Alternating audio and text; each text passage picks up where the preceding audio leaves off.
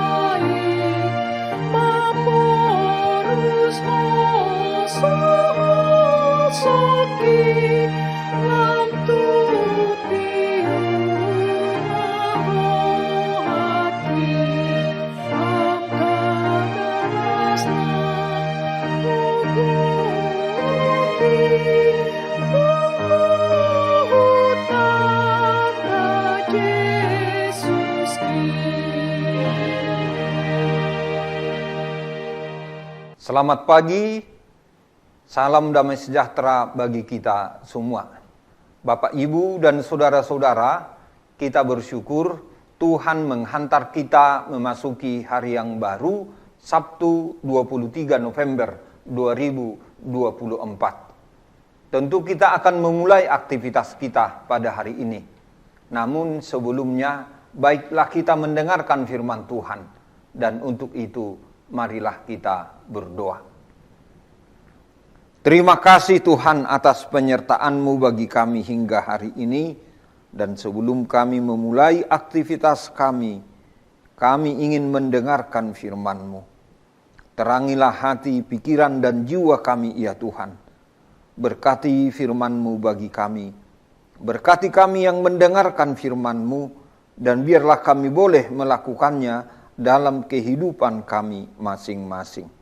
Di dalam nama Tuhan Yesus Kristus kami berdoa dan mengucap syukur. Amin. Ayat harian kita hari ini, Sabtu 23 November 2024, diambil dari Kisah Para Rasul 26 ayat 22. Tetapi dengan pertolongan Allah, aku dapat hidup sampai sekarang dan bersaksi kepada orang-orang kecil dan orang-orang besar. Apa yang kuberitakan itu tidak lain dari yang telah diberitahukan sebelumnya oleh para nabi dan juga oleh Musa. Demikianlah firman Tuhan.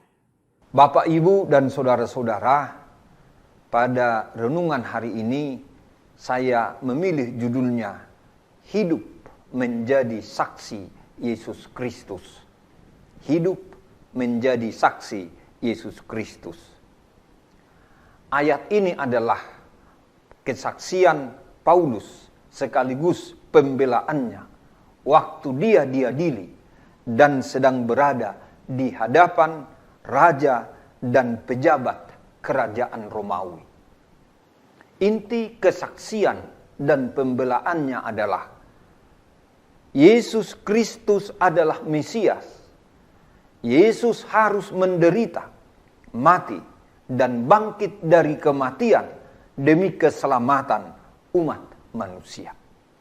Hal lain yang Paulus ungkapkan ialah bahwa kehidupannya saat itu adalah karena pertolongan Allah saja, bukan karena kekuatannya sendiri. Bapak, Ibu, dan saudara-saudara, apa yang dapat kita renungkan dalam firman Tuhan pada hari ini? Pertama, kesetiaan pada panggilan Tuhan.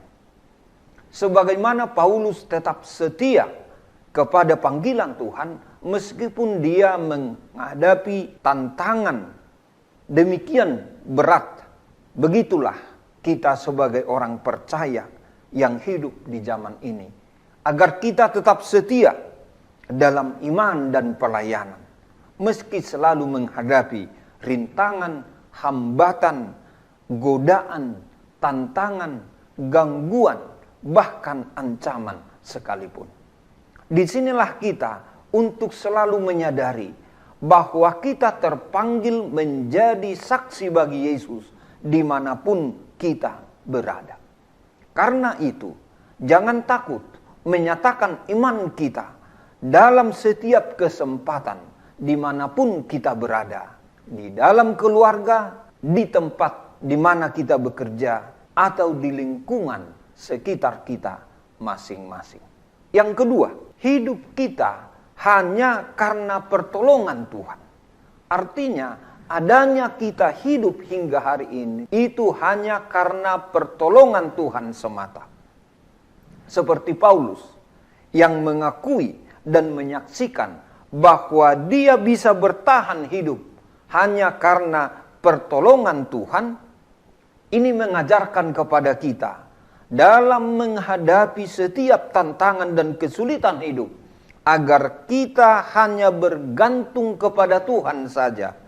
Dia adalah Allah kita yang setia, yang mau menolong kita, umatnya. Dengan kata lain, saat menghadapi pergumulan dan tantangan hidup ini, betapapun beratnya, betapapun sulitnya, agar kita bergantung hanya kepada Tuhan, sebab Dialah yang menjadi sumber kekuatan kita.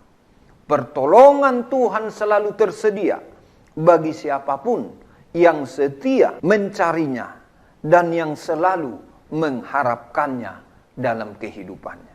Ketiga, percaya pada penggenapan janji Tuhan. Kesaksian Paulus yang mengatakan bahwa kedatangan Yesus ke dunia ini adalah penggenapan janji Allah bagi dunia dan bagi manusia, sebagaimana ditulis pada kitab suci. Ini mengingatkan kita bahwa janji Tuhan pasti digenapi. Inilah menjadi dasar iman percaya dan pengharapan kita. Bagi kita untuk setiap saat kita berharap rencana Tuhan dalam kehidupan kita menjadi kenyataan. Keadaan kita tidak menjadi penghalang pewujudan janji Tuhan dalam hidup kita masing-masing. Yang penting bersabar dan percaya pada waktu Tuhan. Akhirnya Bapak, Ibu, dan saudara-saudara, hidup yang menjadi terang bagi sesama. Hidup menjadi terang artinya bahwa masing-masing kita merasa terpanggil untuk menjadi terang bagi sesama. Bagaimana caranya? Dengan menunjukkan kasih dan kebenaran Tuhan melalui perkataan dan perbuatan kita. Oleh karena itu, Bapak, Ibu, dan saudara-saudara, kita telah menjadi saksi Yesus Kristus, menjadi saksi yang hidup untuk menerangi dunia di sekitar kita, menerangi dengan kasih Yesus saat kita mengikuti panggilan Tuhan atas kita masing-masing. Amin. Selamat pagi, salam damai sejahtera, Tuhan Yesus memberkati. Kita berdoa. Terima kasih Tuhan atas firman-Mu yang boleh kami renungkan pada pagi hari ini. Berkatilah itu bagi kami semua. Dan biarlah kami boleh melakukannya dalam kehidupan kami masing-masing. Tuhan, saat ini kami mengingat saudara-saudara kami yang dalam keadaan berduka. Biarlah Tuhan yang memberikan kekuatan dan penghiburan bagi mereka. Yang dalam keadaan sakit, ya Tuhan, biarlah Engkau memberikan pemulihan dan kesembuhan. Jika ada di antara mereka yang pada hari ini atau dalam minggu ini akan menjalani tindakan dokter, kiranya itu membawa pemulihan, kebaikan, dan kesembuhan bagi mereka semua. Kami berdoa juga untuk keluarga yang mendampingi orang-orang yang sakit. Tuhan berkati dan lindungi mereka. Tuhan, bagi saudara-saudara kami yang menghadapi pergumulan berat, biarlah Engkau Tuhan menolong mereka, memberikan keteguhan hati, ketetapan hati, dan iman yang kuat. Kiranya mereka boleh menjalani kehidupan dengan pengharapan kepada Tuhan. Hari ini Tuhan, kami berserah diri ke dalam tangan-Mu. Biarlah perkataan dan perbuatan kami menjadi kemuliaan bagi nama-Mu. Di dalam nama Tuhan Yesus Kristus kami berdoa dan mengucap syukur. Amin. Anugerah Tuhan kita Yesus Kristus dan kasih setia dari Allah Bapa dan persekutuan dengan Roh Kudus kiranya menyertai kamu sekalian. Amin.